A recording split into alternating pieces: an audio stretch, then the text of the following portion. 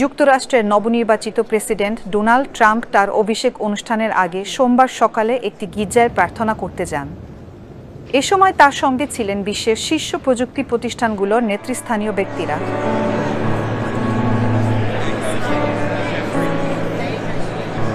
এদিন ওয়াশিংটনের Saint Johns গির্জায় দেখা গেছে আমাজনের প্রতিষ্ঠাতা জেফ বেজোস, মেটার প্রধান মার্ক জাকারবার্গ, অ্যাপলের প্রধান নির্বাহী টিম কুক এবং গুগলের প্রধান সুন্দর পিচাইকে।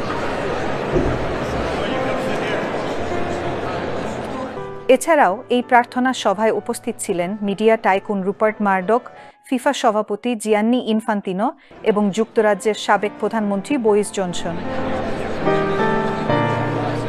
বিশেষভাবে লক্ষণীয় যে ট্রাম্পের প্রথম মেয়াদে জলবায়ু পরিবর্তন ও অভিবাসন ইস্যুতে তার কঠোর সমালোচক হিসেবে পরিচিত অনেকেই এবার তার সঙ্গে দেখা গেছে।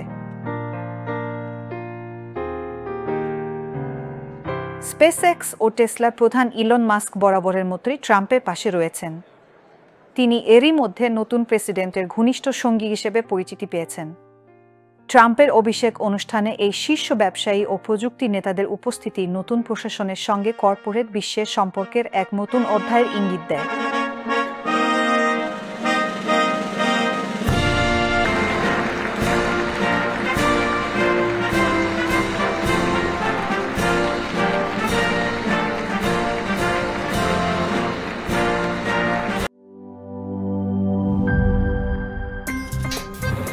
আমার একটা স্মার্ট সিদ্ধান্তে 25% গ্যাসের খরচ কমেছে। ভাবছেন কিভাবে?